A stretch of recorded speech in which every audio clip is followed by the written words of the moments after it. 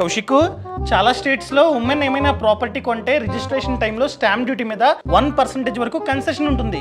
అలాంటి రాయితీ మనకెందుకు ఉండదు?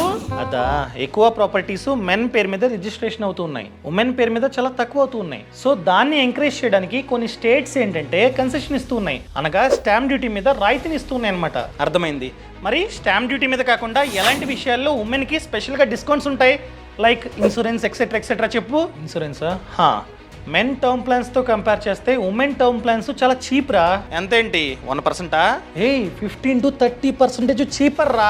1 కోటి రూపాయల టర్మ్ ప్లాన్ మంత్లీ ప్రీమియం చూసుకున్నట్లయితే ఉమెన్ కి మినిమం 478 మాత్రమే, డిపెండ్స్ అపాన్ ఏజ్. అదే విధంగా సెక్షన్ 80C వర్తిస్తుంది. వాళ్ళు కూడా 1,50,000 వరకు ట్యాక్స్ డిడక్షన్ బెనిఫిట్ ని పొందొచ్చు. అండ్ 24/7 క్లైమ్ అసిస్టెన్స్ సపోర్ట్ కూడా ఉంటుందన్నమాట. అండ్ కావాలంటే రైడర్స్ ని కూడా యాడ్ చేసుకోవచ్చు. For example critical illness rider. దీంట్లో చూసుకున్నట్లయితే breast cancer, kidney failure etcetera etcetera వీటిని యాడ్ చేసుకోవచ్చు. అదే విధంగా 36,500 worth of health management services కూడా ఫ్రీగా వస్తాయి అనమాట.